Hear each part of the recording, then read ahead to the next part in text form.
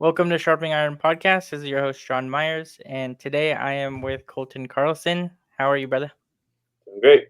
Thanks for having me. Awesome.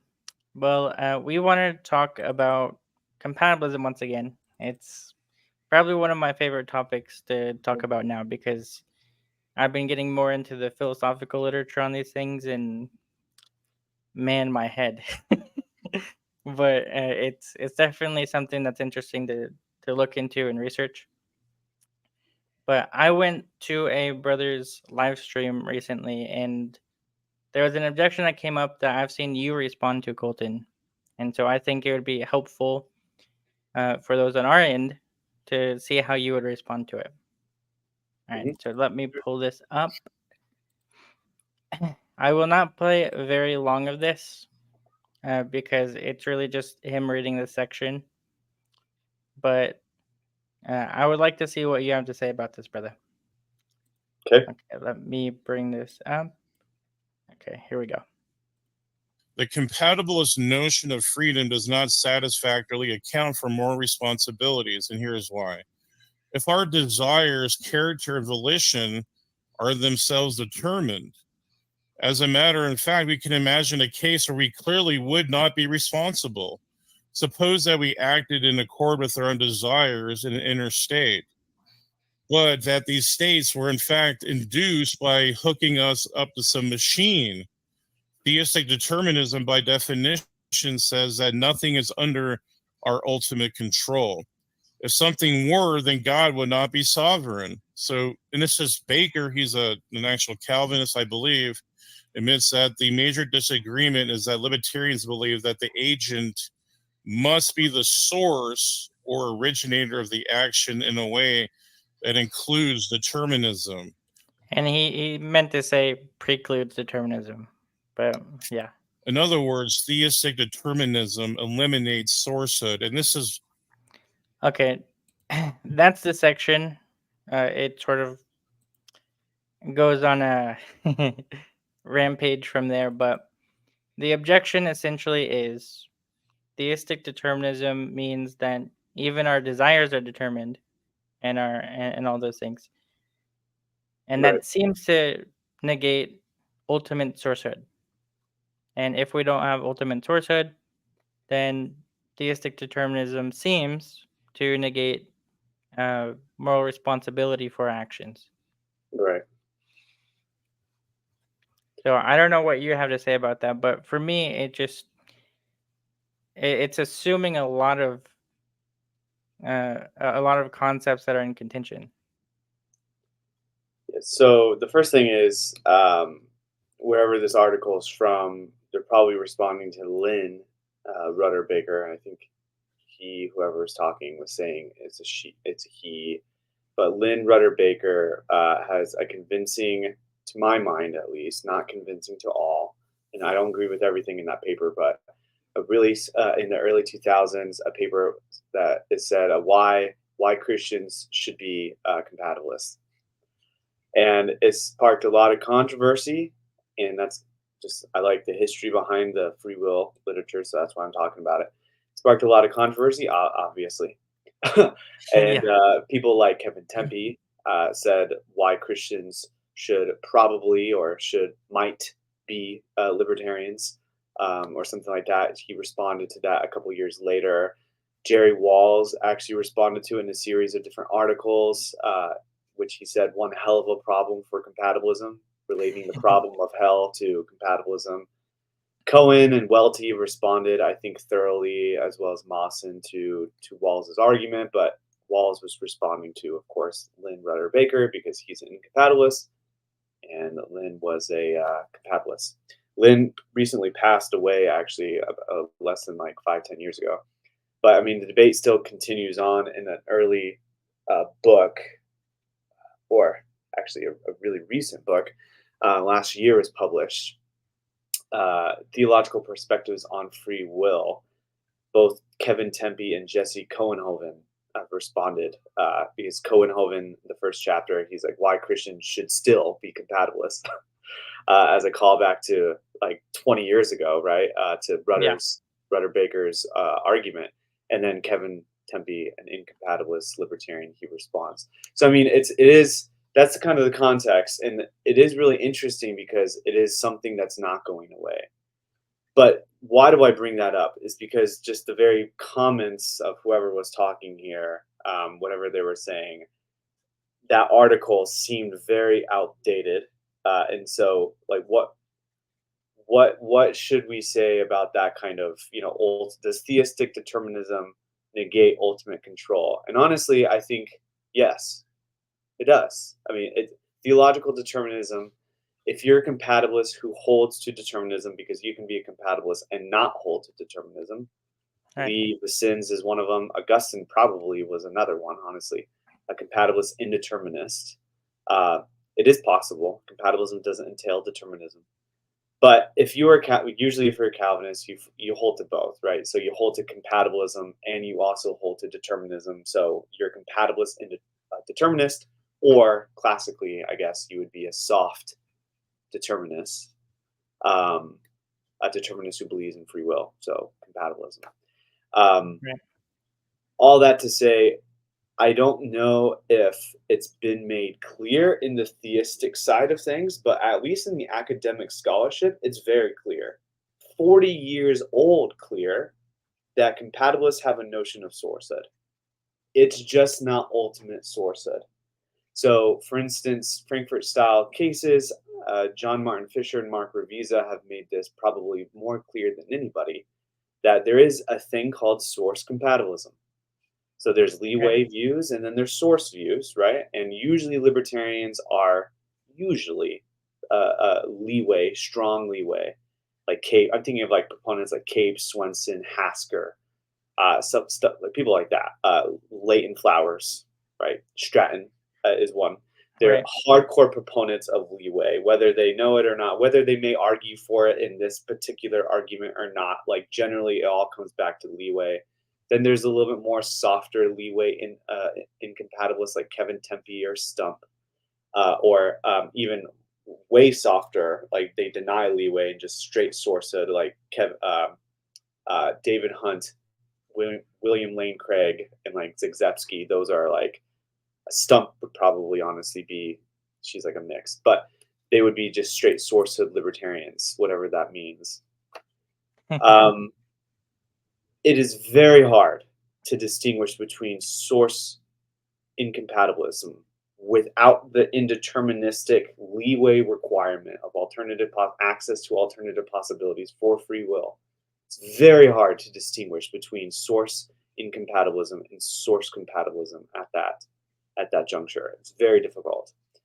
So much so that even like proponents like Kevin Tempe agree that it's not, like in personal correspondence, he's straight told me, yeah, like it is hard, which is why you need the leeway requirement. Like you need the leeway requirement. Otherwise, the sourcehood in a Frankfurt-style case that you label as incompatibilist is no different, and the control of that agent is no different than a compatibilist sourcehood who doesn't require indeterminism. I mean, it's or access to alternative possibilities. It's very hard to distinguish between the two. So if you're a libertarian, you should hold to some variety, either weak or strong, of leeway.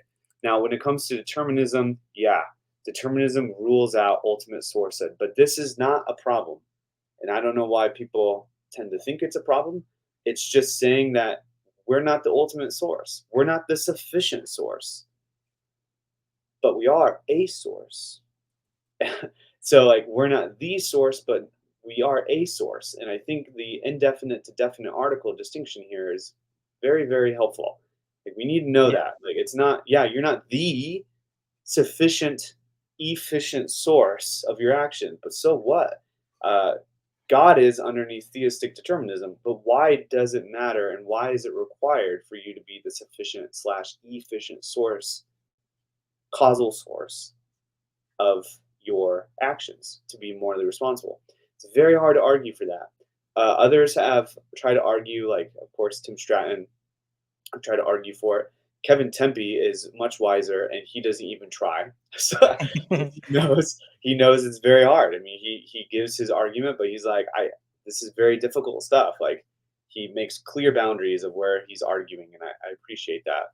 But at the end of the day, he knows that there's other notions of sourcehood, and he tries to argue against them using sophisticated like manipulation cases or whatever the junk. And we can get to that if you want to, but Yeah. so there is arguments for the fact that you have to be the ultimate source, because if you're not, then you could be manipulated or something like that. Those are primarily the arguments dished out against compatibilism. But to just say that in order to be a source, you need to be the source, point blank, end of discussion, is just straight question begging. Sartario, in her 2017 book, amazing book, Causation and Free Will, in page 152 and 151 and 152, she has a two-step, two premises, three steps, right? So two premises and one conclusion.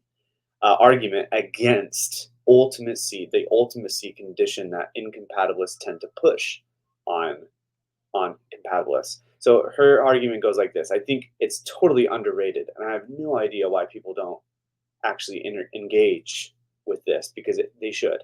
Premise 1 says, if our choices are determined by factors outside our causal reach via an external mechanism or external determiner, right? So in the case of theological determinism, that would be true. The premise says we don't ever have causal access of all the actual sufficient sources of our choices. That's premise 1. Our choices are determined by factors outside our causal reach. We don't ever have causal access to all the actual sufficient sources of our choices. Premise 2 is we can't be free unless we have causal access to all of the actual sufficient sources of our choices. Therefore, conclusion, if our choices are determined by factors outside our causal reach, we cannot be free.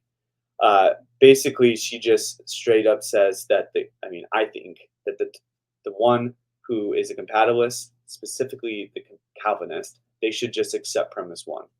Definitionally, if determinism is true, then obviously we don't have any efficient causal access to our choices.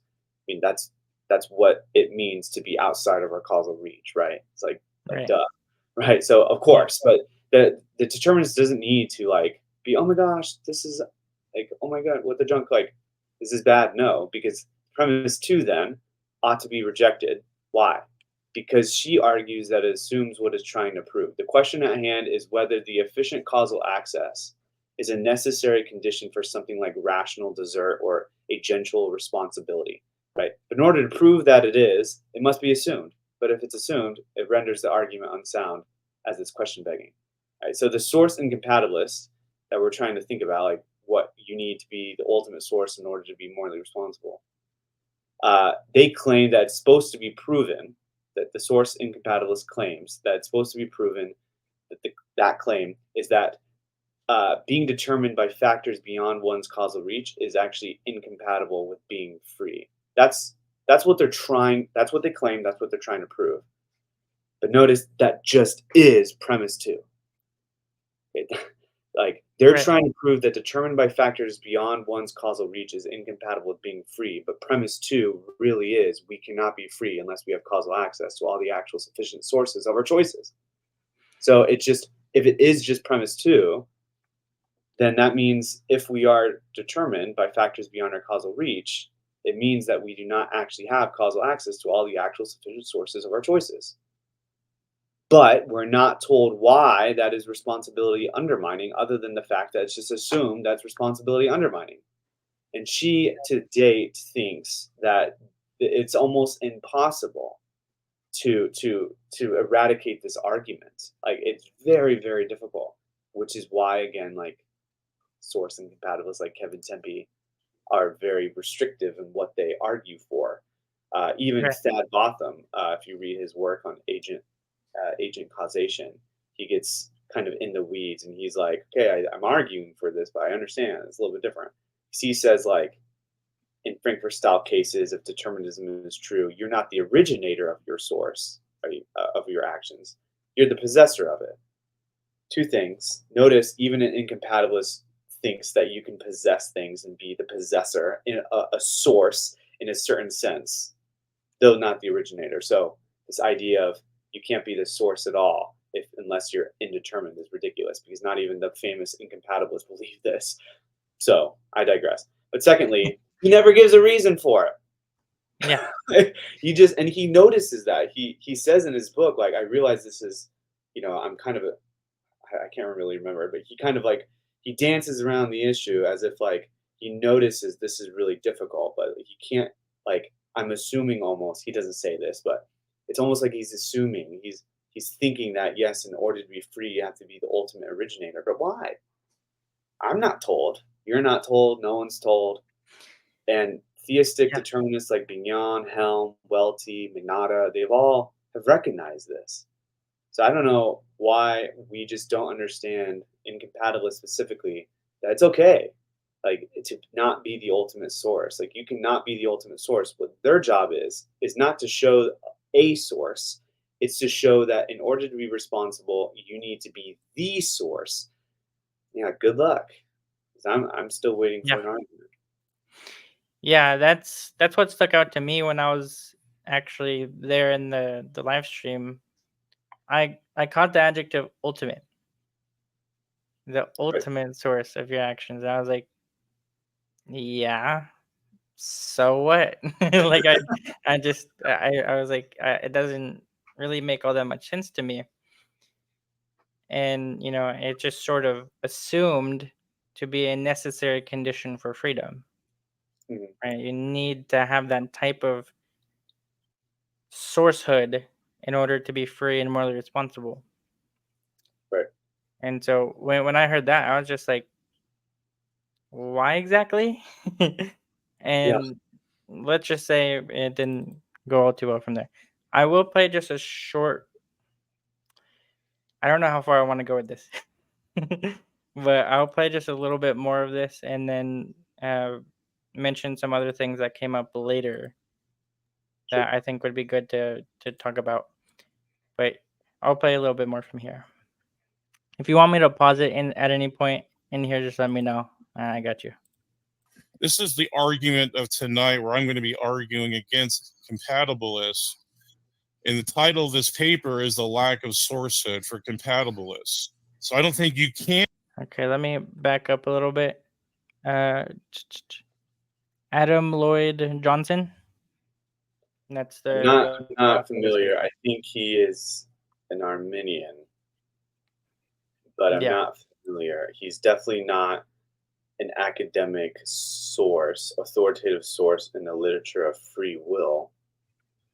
yeah, So that's not to say that obviously he has nothing good to say in this article. It just means that you have to proceed with caution.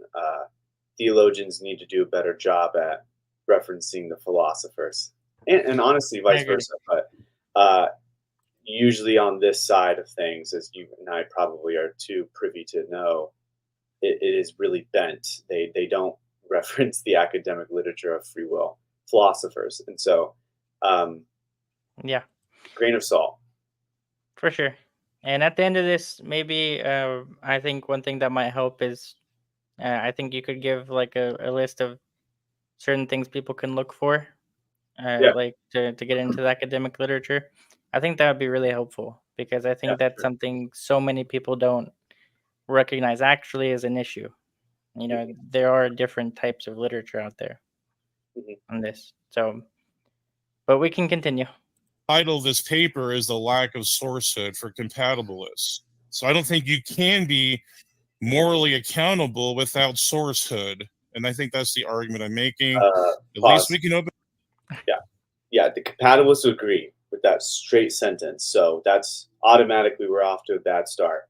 So that's Right. unfortunate. So the compatibilist will say, yes, you can't have responsibility. If the compatibilist believes in free will, which I'm going to assume that the theistic compatibilist should believe in free will, because I think free will is assumed in the biblical scriptures.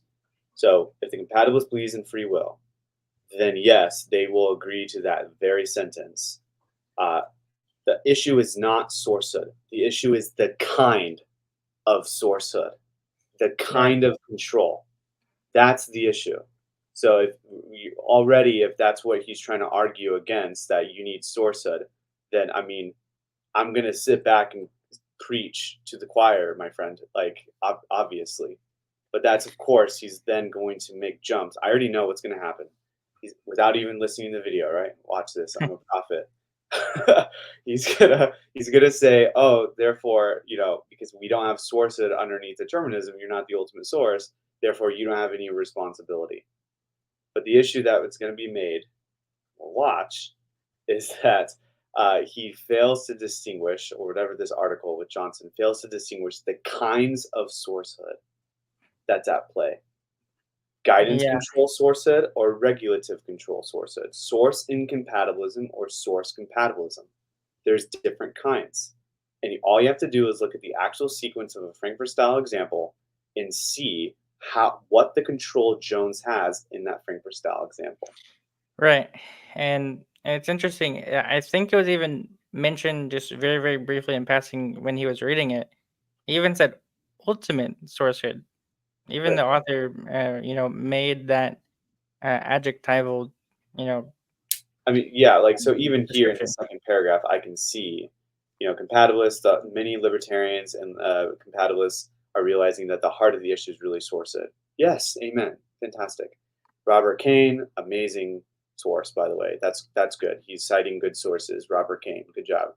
So I suggest that often neglecting the condition of ultimate sourcehood, which Kane calls "you are," which he says should be moved to the center stage in the free will debates. Rudder, a compatibilist, arguing that Frankfurt-style examples have decisively refuted the idea that ultimate access to alternative possibilities are not necessary for moral responsibility, and that's very contentious, right? It's still a contentious issue today, right?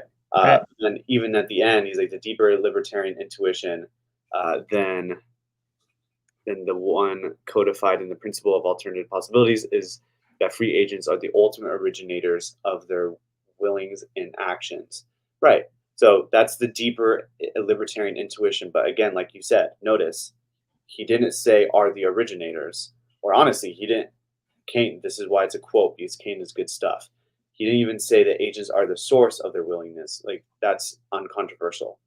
And it's uncontroversial that libertarians, I guess, I will assume, is ultimate originators. What's controversial is whether that being the ultimate originator, the originator itself, is necessary for responsibility. That is the issue. Right. So let's see if he actually gets to it. The All right. Let's real see. issue, not just source it, but that issue. I can't remember how this went from here, to be honest. So just a warning: if something comes up, I will take it off right away. But I will do my best to see if we can get through this. Open it up. We can see if people want to respond to that. So, and the conclusion is most theologians understand God to be a libertarian free agent, in that he is the ultimate source of his own choices and desires. Yes, he is limited by his holy nature in the sense that he cannot do evil, but even the classic understanding of libertarian free will, the ability to do otherwise, does not require that agent to have this ability for every decision.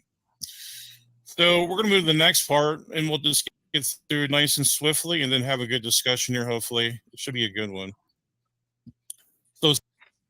Okay, so one thing that came up there that I don't know if you caught it, but when he was reading that, I'm not sure it's that clear, because someone could say if God does not have the categorical ability to do other than his own nature, then is that still libertarian? Like that would be a question that comes to my mind. But Yeah. uh, So they're trying to argue that if God has libertarian freedom, then it seems that we would, as creatures in his own creation, have right. libertarian freedom too. Yeah, I would need to see an argument for it. There's a lot of things God can do that we can't. We can't just kill off whole civilizations. God All can. So right. there's one. Yeah. So, like, well, God is holy. Like, right? There's another one. We're not. So there's a lot of transcendental differences that we have to be careful. I'm not saying God can do whatever the junk he wants. What I am saying is just because we're the creatures made in the image of God, that therefore doesn't mean all, like, libertarian free will is a communicable attribute. Right. Even if I did grant that God is libertarianly free, why does that why does that therefore transfer to us? I don't see that argument. Yeah. But And I will say, at best, God is an indeterminate agent. He's indeterminate. Oh, that's libertarian. No, it does not. Indeterminism doesn't entail libertarianism. You have tons of problems of luck that's going to come your way if you think that. And it's just not definitionally correct. Libertarianism is the conjunction of indeterminism and incompatibilism, not the necessary condition of indeterminism. That doesn't follow because you can have tons of indeterministic luck problems that ruin your control on any given action. And that means you don't have free will, which means you're losing you're losing the libertarian definition. It's indeterministic free will. I should have been more clear. Indeterministic free will. So I guess three conditions: free will, indeterminism, and then incompatibilism. Those three things, that's the recipe for libertarianism. Without those three right. things, you don't have it. And none of those three things, incompatibilism doesn't itself entail libertarianism. Free will doesn't itself entail libertarianism, right? Free will and indeterminism doesn't itself entail libertarianism because, I mean, it could maybe, but it's a weird mix. I don't even know if anyone has that view. Maybe if the free will is necessarily indeterministic, I guess never mind. I guess it would be incompatibilist. But indeterminism definitely does not entail libertarianism. So Yeah. yeah, all that to say is it's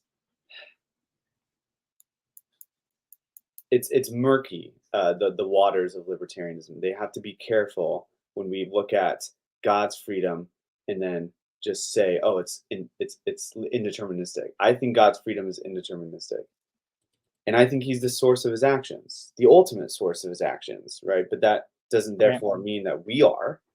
Why would that mean that we are the ultimate source, right? Why would that mean that it's communicable?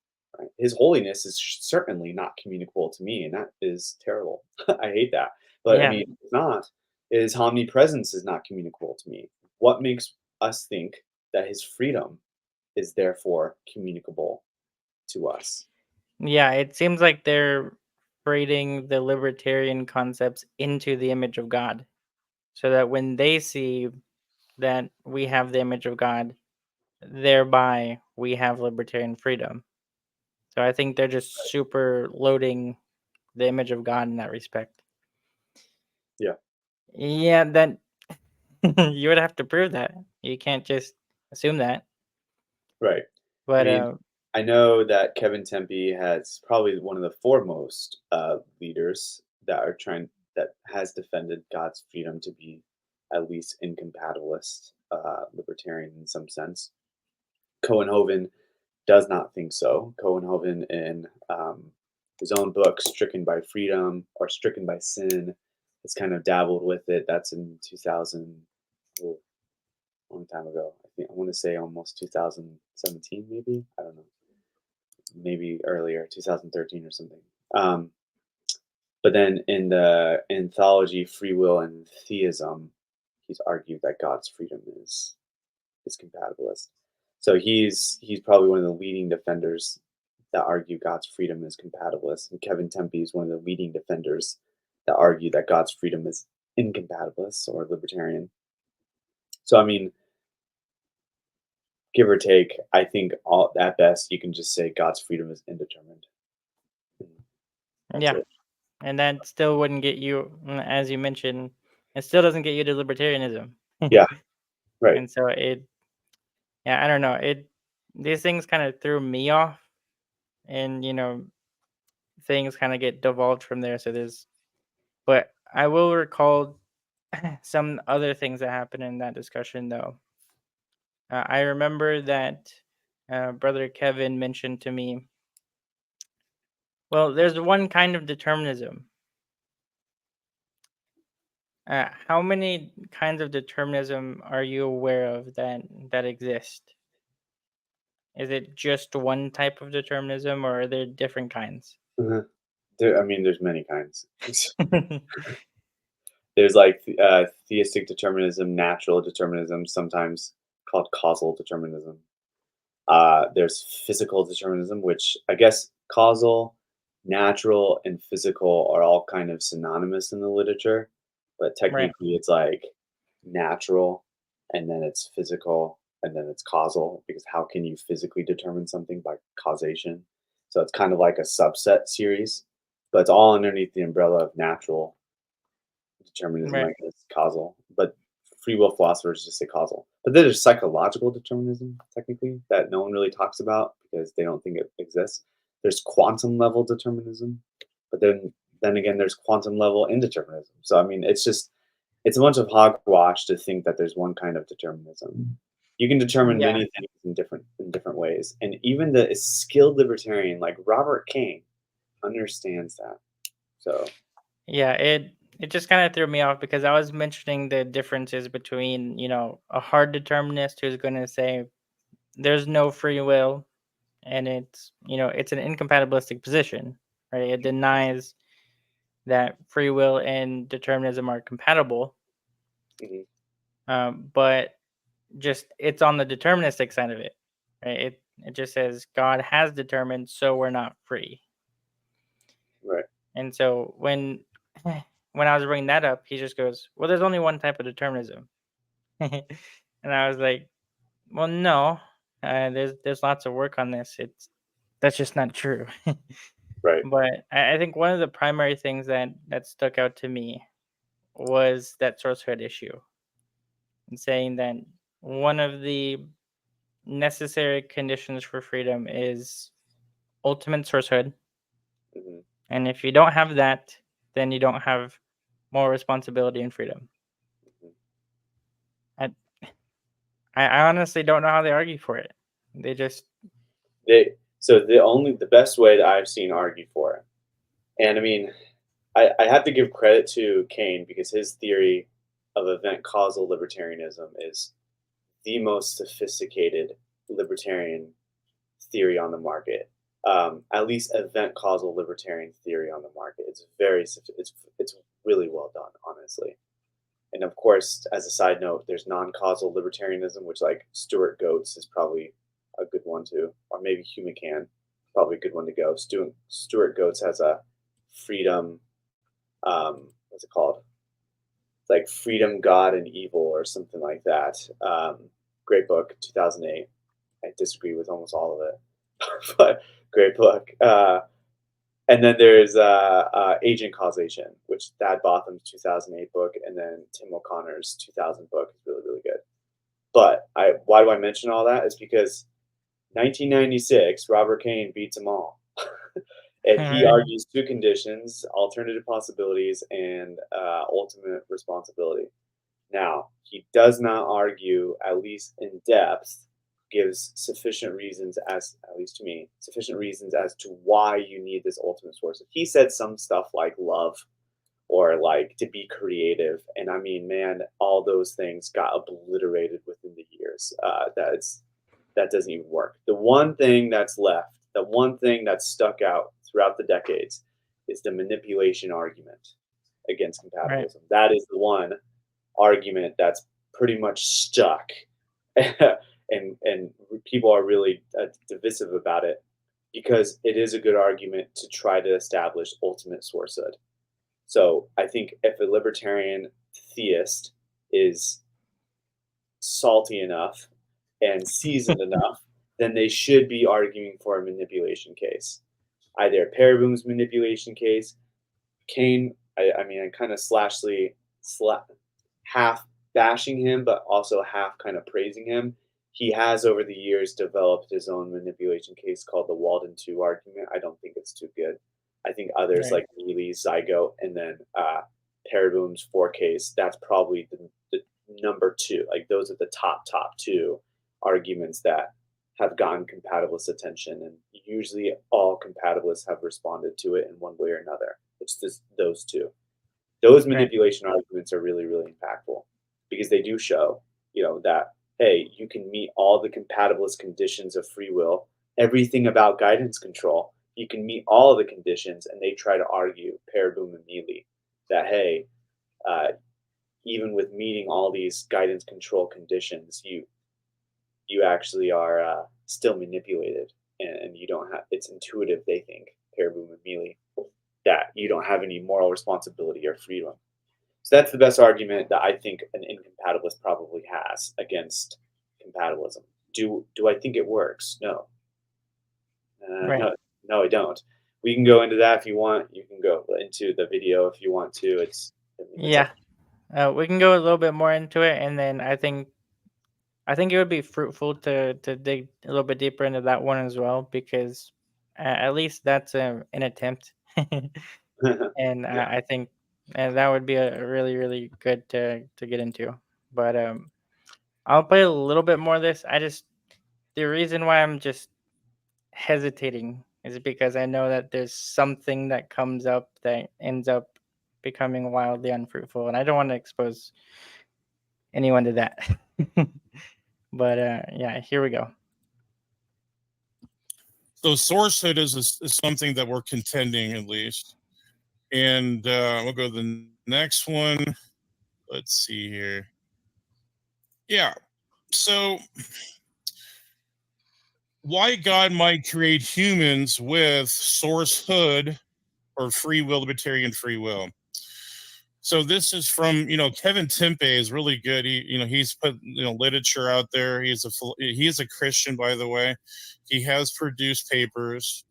He has a PhD, so he is relevant. I'm not saying because he says it's true, but I like his points. I'd like to see maybe the compatibilists to respond.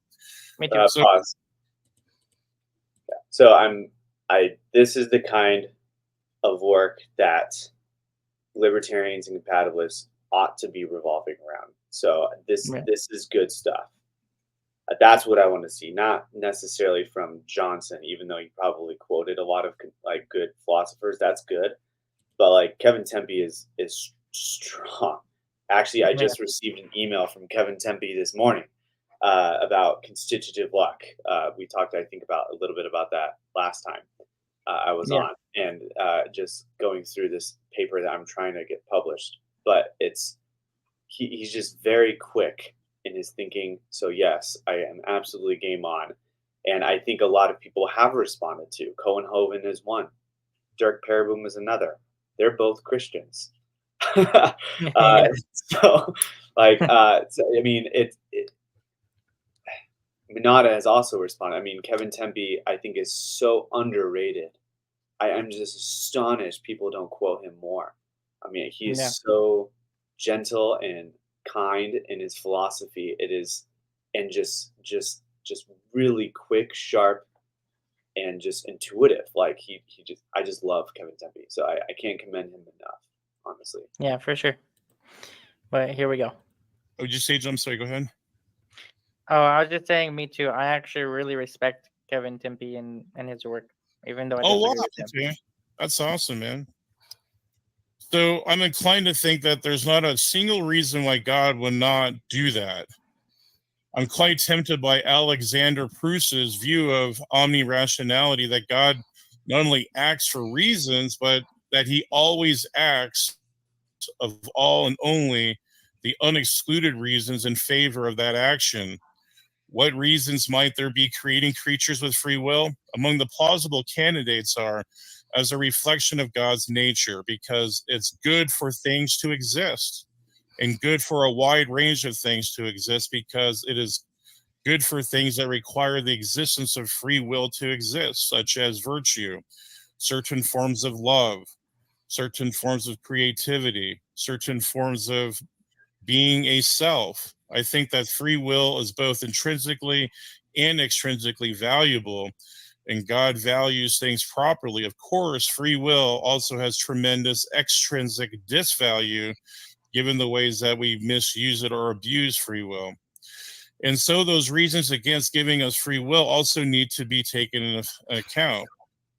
So, does God have free will? So, sort of an argument, since we're made in God's image, the imago Dei, and usually theologians, philosophers agree that the image bearer of God has nothing to do with the physical image, like toes, fingers, eyes, mouths, but it has to do with their intelligence, their morality, and their cognition. So, if does God have free will? Is, as I've suggested, free will is understood as a control condition on moral responsibility. And if in line with historical Christianity, we hold that God is praiseworthy for God's actions, then I think we have good reason to think that God does not have free will. I'm sorry, that we think that God does have free will.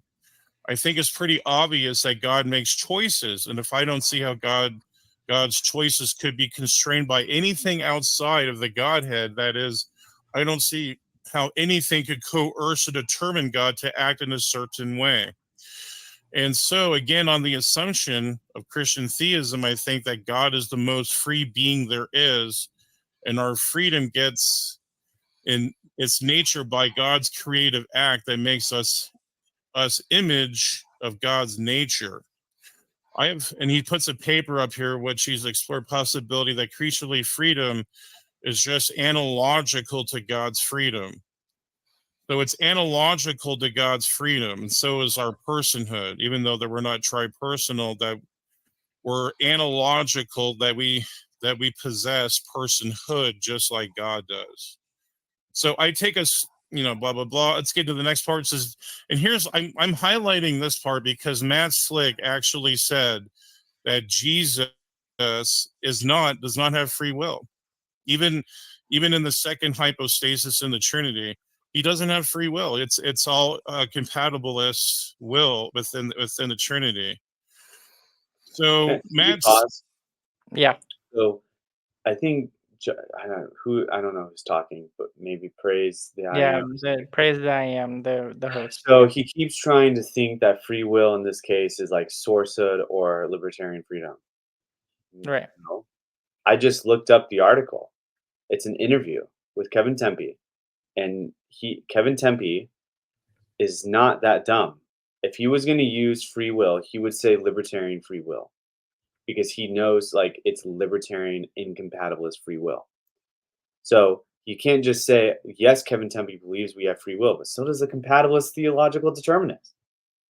So, Right. I mean, there's nothing.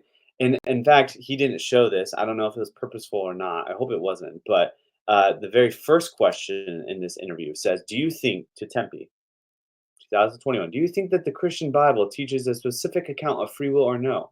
What does Kevin Tempe say? No, I don't.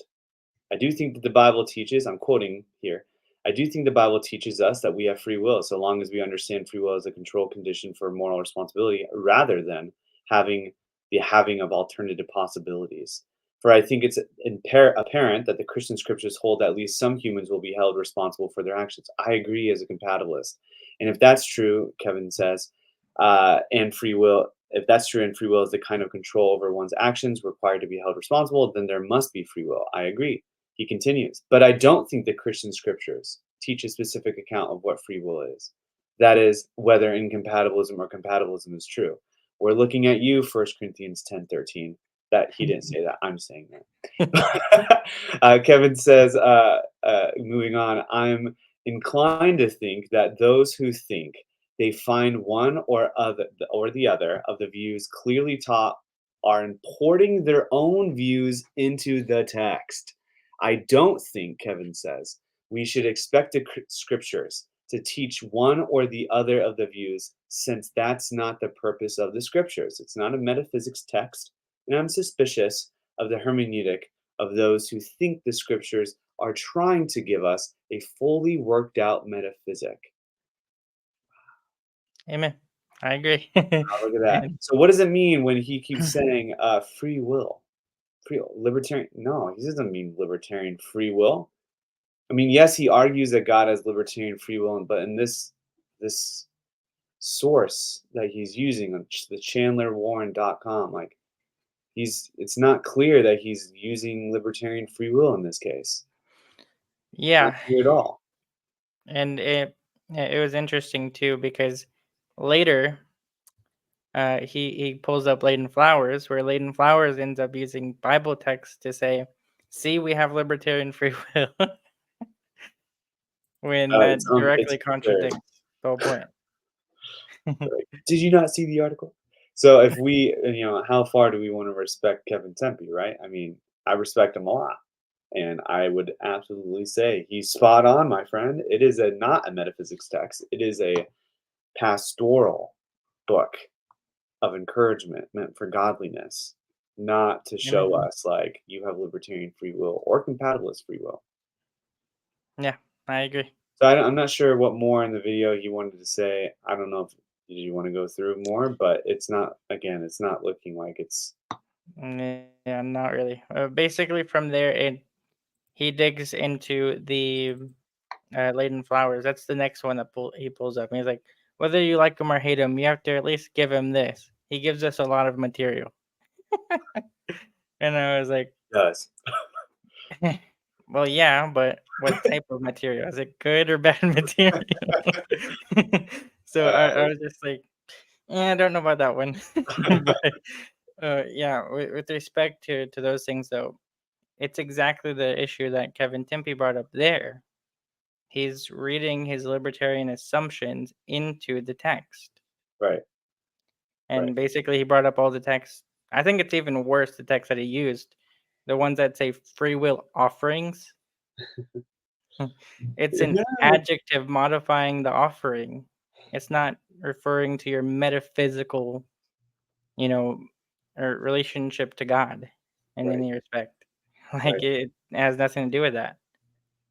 Right. And so I don't know. That threw me off, to be honest. I was like, "Hey, Praise, you need to back up for a second. That's not what it's saying." And basically, everything devolved from there. But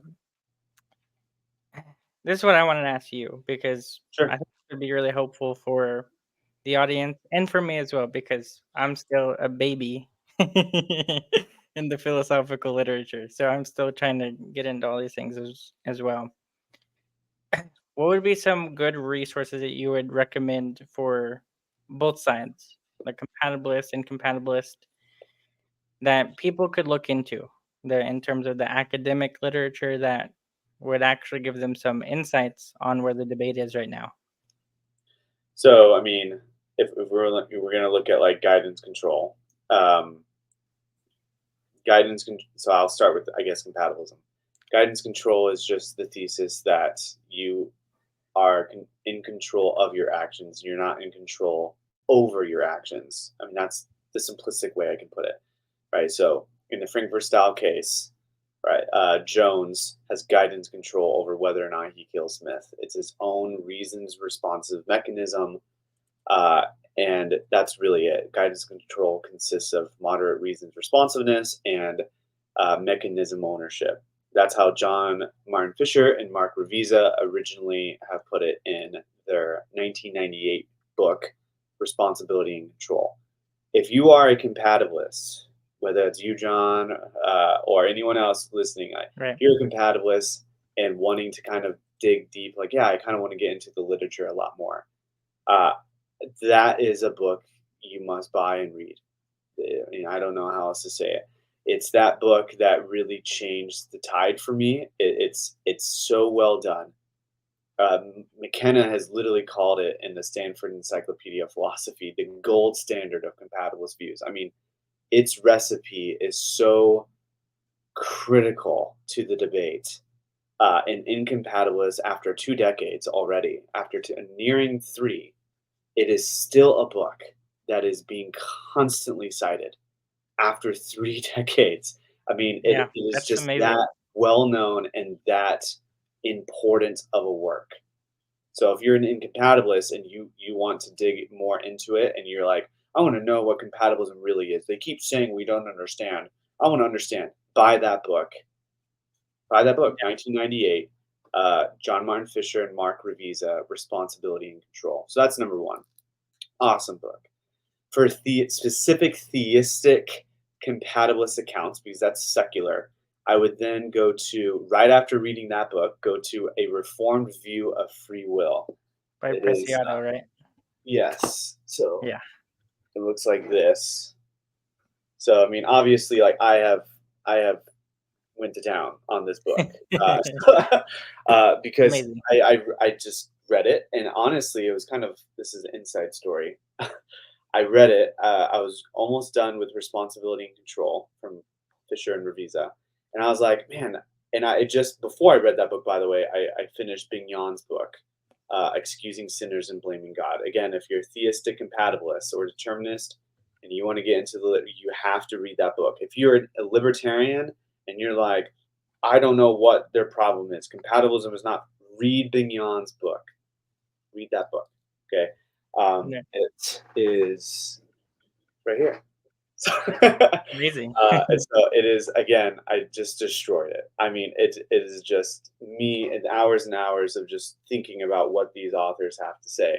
So Excusing Sinners, Blaming God, Fisher and Revisa's Responsibility and Control, and then Preciado's book. The reason why Preciado's book is very, very unique is because it specifically takes guidance control, Mark Revisa and Fisher's theory in 1998, and applies it to Calvinist Reformed theology. It is beautiful. It is so well done. And I wasn't really convinced because Bignon actually doesn't actually like Frankfurt-style cases. He actually argues against them in his book. So I was kind of from there, I was like, yeah, well, it only works if Frankfurt-style cases works on no. But that's a side note. You can have guidance control without Frankfurt-style cases, but whatever. But Preciado convinced me. Preciado was very, very convincing, where you can have robust guidance control while still holding on to a Frankfurt-style case. And that's really when I started getting into the Frankfurt literature.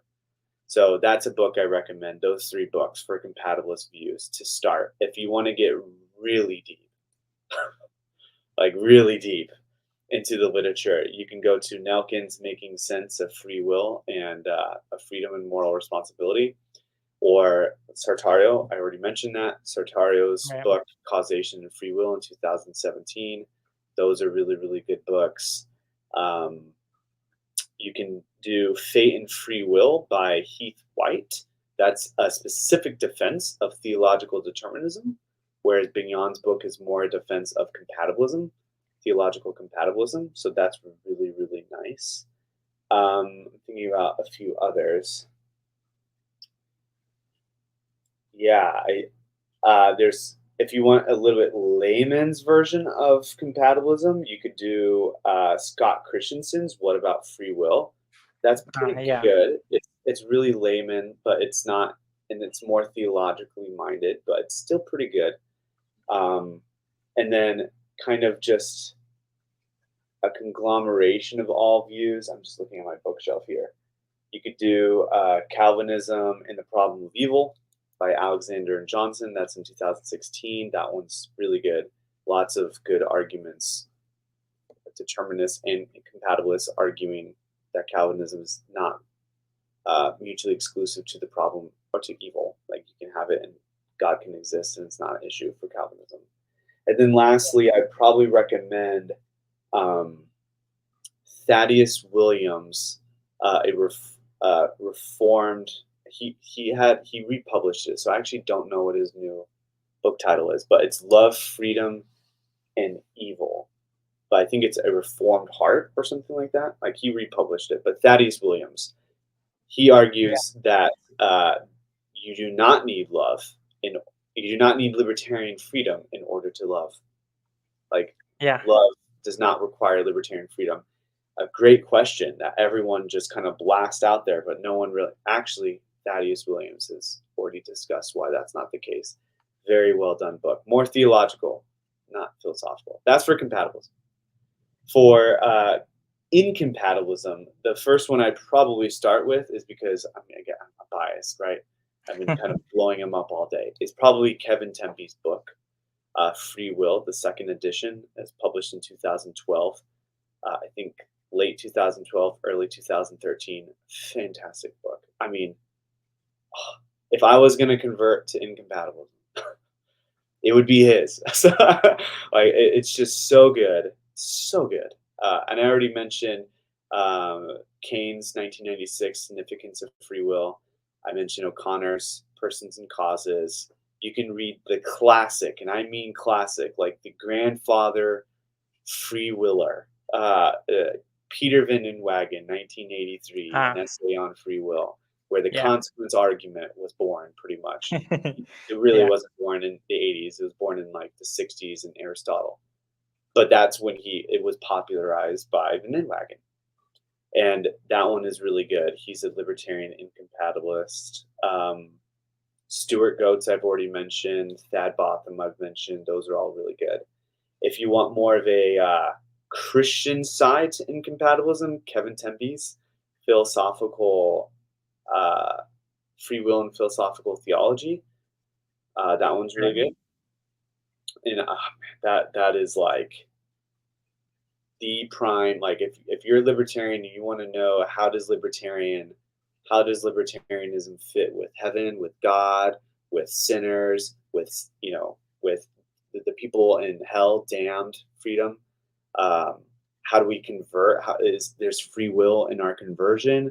That is a book I highly recommend. Obviously he's a libertarian. I don't agree with everything Kevin Tempe says. I actually have good arguments, I think, against some of his conclusions, but that is something to start with. That was in 2014, Free Will and Philosophical Theology. These books aren't cheap, by the way. So like, the average price on most of them is like $50. Other ones like anthologies, and this will all stop, but anthologies is Free Will and Theism from Tempe and Speak. Amazing. Like I love that book. Notable essays in that book is The Cost of Freedom by Laura Ekstrom, that libertarianism is no more costly than compatibilism, which I appreciate. And she's a libertarian, cough, cough. And also Manuel Vargas has a awesome essay in there called Theistic Runeberging, where he basically accuses theistic libertarians of motivated reasoning in order to solve the problem of evil. So it's like, usually libertarians are theists, probably because it helps you solve the problem of evil. Is it a coincidence? Vargas doesn't think so. So he accuses them of motivated reasoning, and I think it's a wonderful article. So free will and theism. Other one is like a free will and classical theism. So I like that one. That was in 2017, a year after Kevin Tempe and Speak's book came out by Hugh McCann. That one has an article by Michael Almeida about compatibilism and free will. Everyone who says, if compatibilism is true, God can determine all the humans to freely do right or whatever. Almeida, awesome compatibilist free will defense. Awesome. I love it. In that book, really, really good. So those are really good theological free will anthologies, but on average, they're probably like $100. So yeah, I am going to be dry in my bank account pretty soon, after my wedding, of course. But right. I'm definitely going to get into those things because I'm very, very, very interested in getting those things as well. One final argument that I remember hearing in the discussion, and it's typically framed in a very layman way. Mm-hmm. So I just want to hear how you would approach someone who comes up to you and says, well, I'm fine with God determining some things, but what I have a problem with is God determining the sinful desires of their heart that cause them to act that way. Because I remember Brother Kevin, who was in the live stream, brought that up to me. He's fine with God determining some actions, but he has a problem with God determining the sinful desires. If God does that, then it seems like God is entangled with sin in such a way that he's no longer holy. Mm. And so how would you respond to something like that? So there's two concerns, right? So I think his main concern is that God would somehow be inappropriately involved with evil. So he would be the author of sin. So I think that's one concern, and I'll get to that. The other concern is that, like Bignon's book suggests, excusing sinners, blaming God. He is thinking about the blaming God side. The other concern is he excuses the sinner, right? I'm fine with God determining some things, but not the evil things. right? So let me talk about the excusing sinners part first. My main response is, what's the relevant difference in terms of the agent's control if he determines a praiseworthy action or a sinful action? Like, why would it excuse? I'm not saying he's saying this, but let's just, for sake of argument, why would he excuse? Why would God's determination of a sinful action excuse the sinner, uh, and that therefore them not being morally responsible? It would undermine their responsibility. But if God determines the praiseworthy action, it doesn't undermine the responsibility. Hmm. If there's no difference in terms of their control, like if God determines you have a maybe a minute and a little control in the agent, or maybe a big control of the agent, whatever the control is for whatever you want to stipulate there, reasons, responsiveness, guidance, control, whatever. There's no difference in terms of control. God's still determining both the praiseworthy and sinful action, right? Blameworthy and praiseworthy action. So I mean, like, I don't really see an argument for why it would excuse it. At least, why the control would somehow, like, he would have responsibility in the praiseworthy action, but not responsibility in the sinful action, because the control is the same because God determined it the same way. So that's a quick run of the mill. But the main thing I'm thinking is he's probably going to say the blameworthy side, right? So like, it blames God. So that's the other issue. Then it's just an author of evil concern. So it's like, okay, what? So are you saying that I'm okay with God determining praiseworthy things, so righteous things, but not blameworthy things or sinful things? Why? Because God would be responsible for them. It's God willing them. It's God causing them. I think you said probably cause, right? But then causal responsibility isn't the same thing as moral responsibility. Like, my daughter can flip a switch and suddenly it just zaps a guy dead. But unbeknownst to her, she didn't know that. A mad scientist hooked it up that way. Is she morally responsible for that guy's death? Obviously not. Like, no one would be, right? Not just because she's my daughter and she's a kid. If I did it, I wouldn't even be responsible for it. Because Probably you didn't know. because, and the main reason why is because causal responsibility does not entail moral responsibility. Like, just Right. because I caused something doesn't mean I'm morally responsible for it. So if he causes a sinful action, that doesn't mean he's obviously morally responsible for it. And many authors, including incompatibilist authors, has said this was probably the best thing that they got. For instance, Peter Furlong has a book called "The Challenges of Divine Determinism." This one's really Yeah. expensive. I remember picking up his book on exegesis. He Yeah, has a deep exegesis book, and that was really challenging to me. It was very lengthy and he's a good author. Yeah, so he's really, really good, and he basically has a whole chapter on the divine authorship of evil. And he does think, I mean, long story short, he does think that determinists have a way out, and that's one way. Causation is not the same thing as morality. I mean, just because you cause it doesn't mean it automatically you're morally blameworthy for it. But then you could object, well, he is morally responsible for it. Even if I grant that, moral responsibility does entail blameworthiness. So he could be, yeah, you're right. And Bignon actually takes this position in his book that, right, even if I grant that God, that he caused it and therefore God's responsible, why does that therefore mean he's blameworthy for it?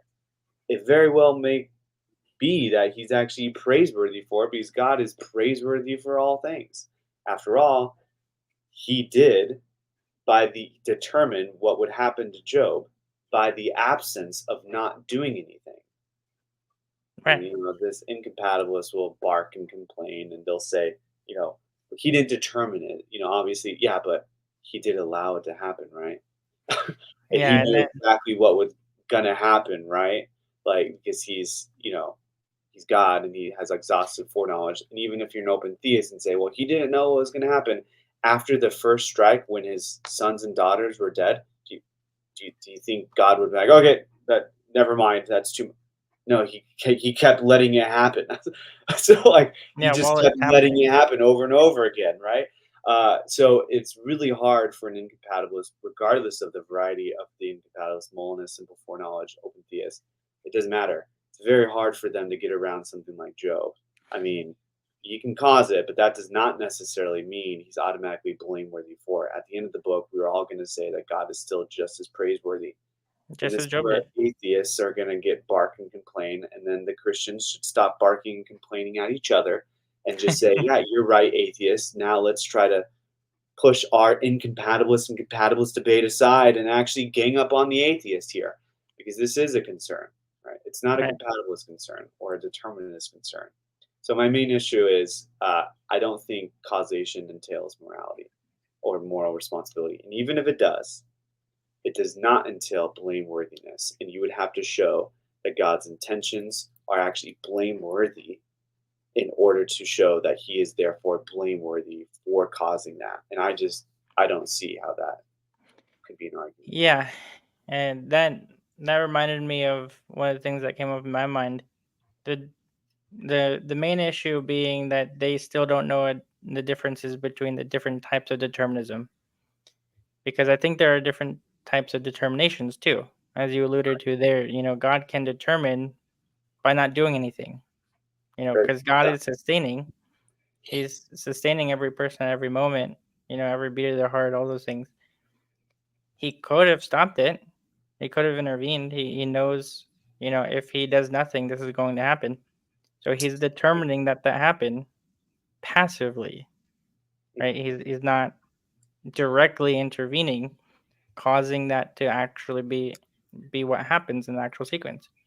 Right. And so that's another type of determined. And that's why, it's important to understand that there are different types of determinism, and we shouldn't be scared to say that. I think there's a little bit of a knee jerk reaction on their part, because when they hear determinism, all they hear is that bad Calvinism thing. Right. And Yeah. at the beginning of this live stream, I didn't actually get to it. It was at the beginning of it. Uh, they equated compatibilism with Calvinism. Mm. And I was like, well, yeah, Calvinism typically would affirm compatibilism, but they're not necessarily synonymous, because there are compatibilists that reject Calvinism. Right. They're not the same thing. So I Yep. think when they hear it, it just there's a knee jerk reaction, so they don't want to accept the fact that there's different types that could be applicable to them. Right. And so I don't know, maybe I'm just ranting, but that's one thing that comes to my mind in this discussion. No, it's a good rant. I think moving forward in like the online community, I think what we need to really understand is that there's people that actually like do this for a hobby, but then there's people who actually do this for a hobby. Right. Like, I don't have this wealth of information just overnight, right? It's taken me years, thousands of dollars. I mean, straight up, like it's just taken me thousands of dollars out of my own personal money, hours and hours and hours and hours and hours and hours and hours of reading and writing and thinking about these issues. And how much more do you think the authors have spent on this topic that I've cited? Yeah.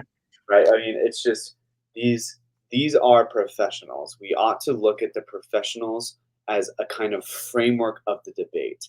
If we don't, we're just saying things. We're just saying things. And we're just saying what we think and what we feel. But it's like, why? Why? Why? Right? You cite a theologian because they're a theologian. They do this for a job. Like they do it as like for the profession, right?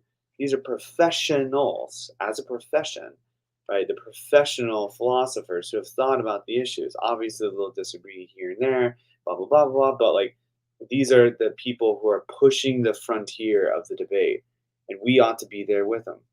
So in the online community, I would highly encourage anybody who's interested in this kind of debate. Like they followed the professionals. They see where the professionals are going, not 10 years after the fact. Now, like Yeah. right now. Like Bignon's book was published in 2018. Preciado's book was published in 2019. Heath White's book, Fate and Free Will, A Defense of Theological Determinism, 2019. Calvinism, The Problem of Evil, 2016. This was less than 10 years ago. Like, that's where the debate is, right? Challenges of Divine Determinism by Furlong. Again, 2019. Like, these are where the academics are headed. We need to read these works, and we need to grapple with them and think about them. And when we debate online and we have these podcasts, libertarians and compatibilists need to be on the same page here. Otherwise, you're going to be 10 years behind. I don't know, with the video that you showed, it just, maybe or maybe not, they weren't, but it just, from the very language and the thought process, it was almost like it was 10 years, 20 years behind. We already know sourcehood is an issue. Like, next, like, what Yeah. more do you have? Like, that was 20 years ago. And now it's the impactful. What's the bounds of guidance control? How can it be applied to Christian Calvinism? What's the bound? What's the challenges of divine determinism? Where does that lead us? Is it a problem or is it not? What are the costs of libertarianism and incompatibilism when it comes to graced freedom? These are the issues, not does the scripture teach libertarianism or compatibilism. Right. Like, we need to get on the same page. We need to get on the same page. We need to follow the Absolutely. scholars. Yeah, that's something I mentioned in passing in the stream, and that's when things got what's the proper word? Heated? That's as nice as I can put it. It got pretty heated at that point because I was like, I think we should start doing more reading. And I think a lot of people don't want to do more to do more reading. Right. But it's really important because this is an important issue and it's something that keeps coming up over and over and over. So if we're going to keep talking about it, I do think we have to do our due diligence as Christians, Right. to get into these things. So And I also get, like, some people have told me, like, we can't always have money like you. And I'm like, I'm a teacher. How much money do you think I have? It's like, this is sacrifice. And it's really, it's also because I just love it, honestly. But even if you don't have the money, right, then don't be so dogmatic about your positions, right? That's kind of the trade-off. Like, you're either going to go to town and make it a true, like, you're going to think of really deeply about these things and follow the scholars to where they are and critically analyze. And I critically analyze even compatibilists. Okay, so it's not just incompatibilists, but you're gonna engage with the literature and the thoughts and the claims, or you're not. The contemporary thoughts and claims with the PhDs and the scholarship and the literature, or you're not. If you're not, then don't be so freaking dogmatic about your libertarianism. That's just all I have to say to it. Like, just don't be. If I cite, like, for instance, yeah, that doesn't work because of this, next, and they're like, well, blah blah blah. I'm like, have you read it? Well, no. Well, go read it. And like, well, I don't want to read it. Like, well, I don't. Why are you so dogmatic about it then? I'm just telling you where the scholarship is. Those who spent their right, entire decades of life pursuing what we're talking about. Like, right. it's just baffling to me that, like, Yeah, I don't be concur. so dogmatic about your opinion. I'm not so dogmatic about Catholicism. Why? Because I haven't read all the Catholic literature. I haven't read all the Catholic literature literature, on yeah. Catholicism, of course, right? So I'm not. If someone asks me a Catholic question, I'm like, well, that makes sense. This is my own personal thought, but, and they're like, well, that doesn't work because of this, this, this. I'm like, okay, I'll think about it. I'm not gonna be fighting about it dogmatically for no good reason, because I'm humble enough to know that I haven't thought too deep about it like they have when they've read actual academics in the matter and have Yeah. cross-referenced and thought about it hard. Like, there's a difference, clearly. So I think in these circles, the Socratic method needs to come back, and we need to understand that. Yeah, Like, I agree. honestly. Yeah. So what I can summarize from basically that presentation, I'll do a brief summary in our response to those things. essentially it was to say guidance control. In my opinion, this is my opinion of what they were saying. Guidance control entails incompatibilism. I think that's what they were trying to say because guidance control, you need to have control in order to be free and morally responsible, and you don't have that in compatibilism. Is the assertion that That doesn't really make makes me sense with vomit. That makes me vomit so much inside. I don't even know. Actually, I'll say what I've written in volume here. Can I pull this up? Is this yeah, something for sure. Yeah, you can share your screen, brother. Yeah. Hold on. Give me a second. Let me find it first.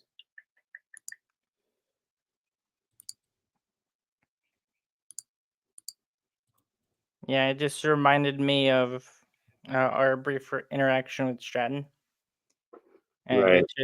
It seems to flatly presuppose that guidance control entails incompatibilism. I don't see any reasons to think that, especially with the models that have come out about source compatibilism, as you brought out. Mm-hmm. Like that's a thing, and we have to recognize that there's different types of sourcehood, and so we can't just say, well, my model of sourcehood is necessary, and since you don't have that, then you don't have sourcehood. Right. Right. That seems to be, a false dilemma. Yeah. I don't know.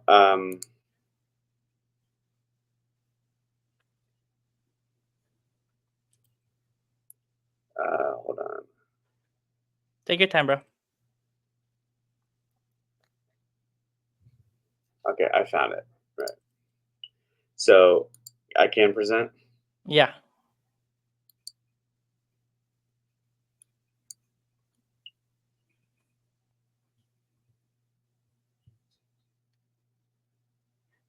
Hmm. Which one is it?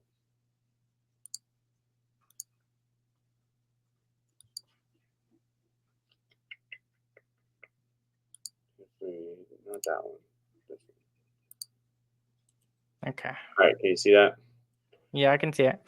All right. So this is from my volume 2 reply to Stratton. This idea that guidance control entails indeterminism, or that it's incompatible with with with with determinism.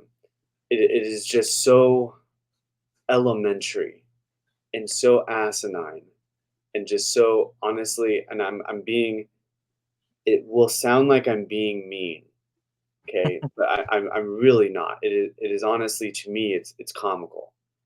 And the reason why is because it just shows, it's like that meme, like, tell me that you haven't read whatever, without telling me you haven't. Like, it's like Right. it shows that, like, tell me that you haven't actually read Fish and Revisa without telling me that you haven't read Fish and Revisa, even though you're telling me that you've read Fish and, like, it's so just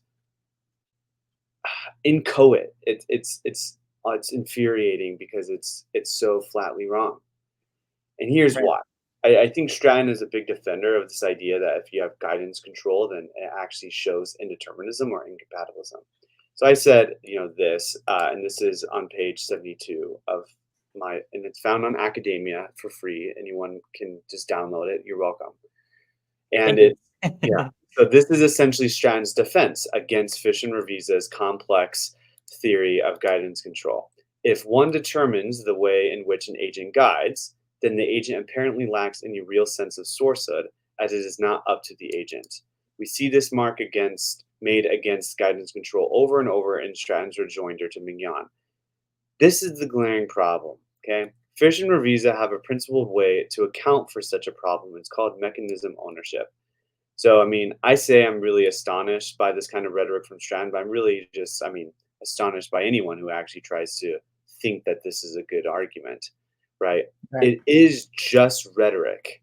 Like, and they have to realize that. A compatibilist like yourself or me or whatever, who encounters something like this, they have to understand it is really just rhetoric. It's ad hoc, honestly. They're just trying to pull something, throwing at something to see if it sticks. Honestly, I kind of liken it, and this is kind of childish, but I'm going to say it anyways. I hope you forgive me. It's okay, But brother. I liken it to like, I was a '90s kid, and Street Fighter was a thing, Tekken was a thing, right? And the Uh-huh. PlayStation 2 and 1. But you're like so young. You didn't really know how to play, right? What did you do? You just push buttons. So you just you're just pushing buttons to see like to try to get a hit on the other person. And if you win, then it's kind of lucky. Like, oh yeah, I won. Honestly, this defense, and I put it in quotations up here. That's how I liken it. To be completely honest, I liken it to like you're just trying to push buttons to see if you can actually get a hit. That's how I see it, because this is what I really wanted to show. Okay, Fish and Revisa have devised a complicated, and I mean complicated, right? And I've said in other podcasts as well. And in this volume, I've laid out in these sections, I've laid out the their theory of compatibilism in such a way as to virtually break the philosophy of freedom debate. And that's true. It is the gold standard for McKenna, and I agree. They have also dedicated their entire philosophical careers in defending against objections to this theory, specifically incompatibilists, but often compatibilists themselves, like Todd Mazzini, Taylor Sear, uh, Vivellen, right? Nelkin. This theory has gained the attention of several prominent philosophers of freedom spanning over 2 decades, enough to change the views of huge arguments such as the consequence argument. They have learned, Fish and Revisa, from criticisms for 2 decades and have gone on to make their theory stronger through many rejoinders in hopes to concede that these critics were convincing or where they were unconvincing. Right? But then we see, someone like Stratton, a mere theologian. Wait, this view doesn't help at all, because even with guidance control in mind, if the way in which an agent chooses to guide is causally determined by God, it was not up to the agent. And so I say it's just asinine. I mean, and then I go further, and I'm not trying to be mean. I'm being point blank and very stern, because this is how I see it, philosophically speaking. Right. Gross, it's elementary, it's philosophically inept in the worst of ways. I mean, it is just a non sequitur, right? The idea that, such a quick response to the gold standard of compatibilist views is going to cut deep like that, he's just mistaken. Anyone who's saying that is mistaken, right? So I think I'm trying to be strong and stern because it needs to be strong and stern. It's like saying if a compatibilist says, well, if you're libertarian, then God is not in control. I mean, a libertarian's automatically going to take offense to it, right? And they're going to be like, why does that follow? Blah, blah, blah. It's like, you have no argument for it. But yeah, you're going to think it's elementary. You're going to think it's ridiculous, right? And I don't think compatibilists or determinists should say that, oh, if humans have libertarian freedom, then God's not in control. He's not sovereign. It's just asinine to argue that way.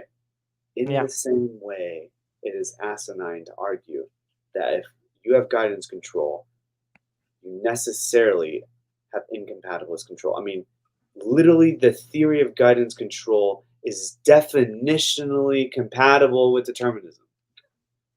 That's what Yeah. makes it the compatibilist theory. Like it's what? So you're literally ad hocing something in the debate that just leads to a dialectical stalemate, and that just makes arguments heated, and that just is not fruitful. Let's give and take in these arguments. Like, just there's better arguments for libertarianism. Read them. This is not one of them. Okay, You're right. not one of them. There's better. The manipulation argument is a better argument for incompatibilism. The consequence argument is a better argument for incompatibilism, right? Agential causation. Tempe's argument. Read it. That's better than what you're trying to say. And not one PhD libertarian incompatibilist would ever say, well, guidance control isn't even compatible with determinism, so it doesn't even matter. They're not one, not a single one, not one says that. Maybe because it's compatible with determinism. It's Right. ridiculous. Yeah, that's why when I heard that I was like, I mentioned to him shortly after in the middle of the heat, because the heat came relatively quickly, I'll be honest. Like that was kind of unfortunate. I was kind of saddened by that, but uh I was like, well, I believe we have, sourcehood. I just don't believe we have ultimate sourcehood because I don't think we need it. Mhm. And then the response was basically, well, you're just avoiding the question. You're just dodging the bullet. And I was like, You're doing philosophy. what bullet am I dodging? I don't understand. Like, where's this huge bullet that I missed? Like, I didn't see a bullet because it's not the, I don't believe you have to have that type of freedom, that type of sourcehood in order to be free and morally responsible. I just don't grant it. Mhm, They take it for a given. mhm, It's just true. mhm. And that's why someone said that I was like, I was just trying to avoid my burden or something. And I was like, wait a minute, what burden do I have? I didn't say any positive. I didn't say any positive assertion. They're the ones saying that it's incompatible. Right, Why do I have the burden? right. So I use this example. I don't know what you're gonna think about this, but this was my example. If if I say that I am eating at Wendy's and drinking a Pepsi at the same time, and someone comes up to me and goes, "Wait a minute, that's conceptually incompatible. How in the world can you be eating Wendy's and be drinking Pepsi at the same time? Mhm, If you're eating Wendy's, then you're not then you're not drinking Pepsi. Those just are in principle contradictory." mhm, And I was like, who has the burden there? The one making the statement or the one who just doesn't think they're contradictory? mhm, It's the one who is just making the statement. They have the burden to prove it. Why does the burden come to me? mhm, I don't think that those are in principle contradictory. They do. And so they have the burden to prove incompatibility. mhm. That was the only thing I was trying to show by that. They all just laughed it off and was like, "Oh, you're just shifting the goalpost." Oh my goodness. Yeah, Yeah, but I don't know if that was helpful, but that was just that's the only thing that could come to my head at that point. I mean, I think eating Wendy's and drinking a Pepsi at the same time, that might be incompatible because you can't eat and drink. I mean, maybe you could. I won't demonstrate, but maybe you could. I don't know. But I mean, maybe being at Wendy's, sitting in Wendy's and drinking Pepsi at the Yeah, same time, that would have been obviously better. that's not incompatible, right? Yeah. And if they're saying, you can't be at Wendy's and drink Pepsi at the same time, why the junk not? Right? Yeah. If it's open, right? That's what I was trying to say, but I But yeah, like the heat gets the best of us. I basically just liken it to be, what's A and not A, right? It's let's get the hardcore math in, all right? It's a contradiction is, being a contradictory in the same sense at the same time in the same way, right? Right. So that's contradiction. Okay, so free will and determinism. They're saying, oh, free will is incompatible with determinism because it's sourced. Right. Why? Because you can't be the ultimate source. What's the ultimate sufficient source of your actions if determinism is true? Well, determinism, God's decree. Okay, well, that is incompatible. That is contradictory. Being the ultimate efficient and sufficient source of your actions. That is incompatible and contradictory with determinism. You're right. Good job. Yay. Gold star. But that's not controversial, so I don't know. That's not, Yeah. like that's fine, I guess. But could you be a source of your actions and still Yeah. determine? A That's source in the sense that you have guidance control, not regulative control. Can you? And then you can just that take a Frankfurt style example and just eliminate all robust alternatives in the Frankfurt style example in the actual sequence. He couldn't have done otherwise, but yet he still does it on his own moderate reasoned responsive mechanism. So it seems like, oh my goodness, we have something that shows us that we can actually be right. And the author analogy too. Yeah, and that's the thing that came to my mind. It seems like they were when they heard ultimate sourcehood. I think what they think was meant by that was you actually have sourcehood. I think that's what they think ultimate meant. But ultimate is a type of sourcehood. It's Hmm. not the only type of sourcehood. It's just one of the kinds out there, Hmm. and so I think they misconstrued that I mean, you because could they also think say, it was one. I think we talked about this in the last time I was here, but you can also Yeah, say, if you use the author analogy, you know, who killed Voldemort in the Harry Potter series? What's the intuitive answer? Harry Harry Potter. Potter. Right, Harry Potter. Right, sorry if I spoiled it for anybody, but I mean, it's been a couple years, so whatever. It's like a decade. But yeah, Harry Potter. You're not going to say J.K. Rowling. What? But hey, did Harry Potter, was he the sufficient source of his actions in the book? Well, no, because he didn't. Like, who wrote the book? Who determined that Harry would kill Voldemort? Well, J.K. Rowling. Oh, the plot thickens. Intuitively, you're gonna say, Harry Potter was the one who killed Voldemort, right? Which means I take it to be intuitive that that's not the only kind of source you're looking at. You're not going to say who killed Voldemort, J.K. Rowling. Who collected all the Horcruxes, J.K. Rowling.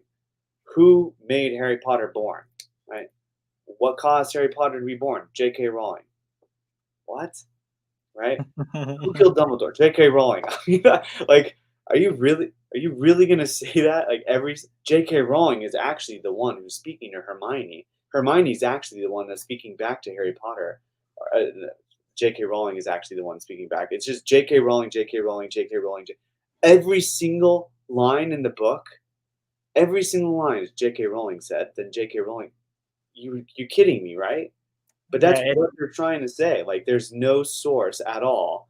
There's no way in which you can be an agent at all if something is completely determined. But J.K. Rowling determined the entire book series. It's not like Harry Potter sprout legs and a mind and then started kind of writing his own story. Every single word in there was from J.K. Rowling. She was the determiner.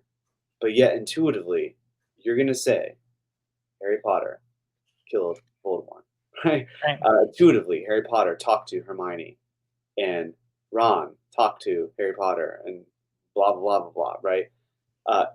It's ridiculous. Like Harry Potter rode the hippogriff. Like, duh. Right? That to me automatically says the whole line of ultimate sourcehood is faulty. You have to rethink it. Yeah, Rethink your approach. Maybe you like the argument. Okay, then just ditch out this crappy argument and go for manipulation. Because that's where the scholars already are anyway. So you're 2 decades behind. So get right. on the bandwagon. Yeah, it reminds me of what a brother of mine mentioned before, and we can close with this. uh, you'll see someone like Layden say regularly, "The only reason you did this was because God determined it." And he mentioned, well, no, ultimately God determined you to do it, but that's not the only reason you did it. God did determine me to get on this StreamYard, but I also got on the StreamYard because I wanted to. I got on the StreamYard because I had the desire to talk with a good brother of mine, Mhm. and to get on the StreamYard and all those things. There's reasons for why I want to do the things that I do, and that gets into like reasons, responsiveness, and things like that. It's not the only reason. So to go from God is the ultimate reason to that's the only reason seems to be I don't know if this is the proper way of using it, but like a modal collapse where you're sort of uh, invalidly distributing those operators. I don't know if I'm using that properly. Probably not. I don't know if I'd call it a modal collapse. It's an undistributed middle fallacy is what I would call it. Yeah. You're not distributing it correctly. Yeah. Just because it's the ultimate reason doesn't mean it's the only reason. Right. Right. And so that's the thing that's really stuck out to me. I think a lot of people make that jump. Right? Because God is the ultimate reason, then none of the other reasons matter because ultimately God. Right. So only God. And Yeah. I don't know how that follows. Right. I think the idea is I'm not too keen on using desire language, like classical compatibilist language or wanting to language.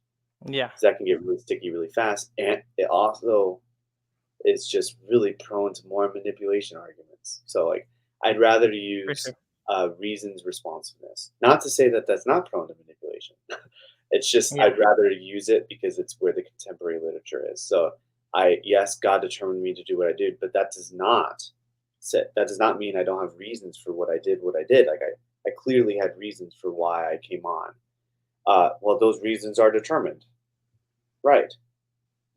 Okay, like, sure, they are determined, but that does not necessitate the fact that they're not my reasons, right? Not my ultimate reason. Like I'm not the ultimate source of those reasons for sure, but they're still mine. They go through me.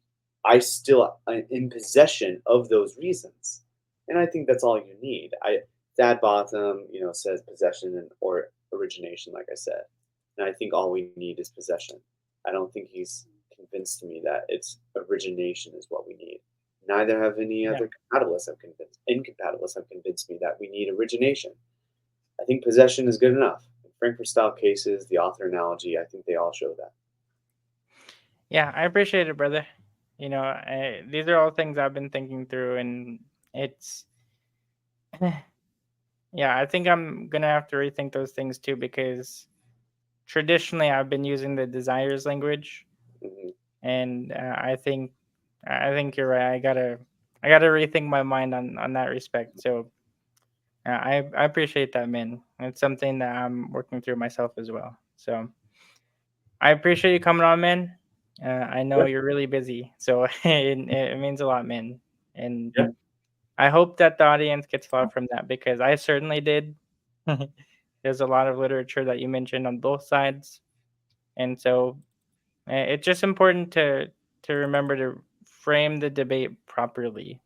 hmm, And I think that's something that's so often misdone or done improperly. right. And so, thank you, brother. May God be honored and glorified. Soli Deo Gloria.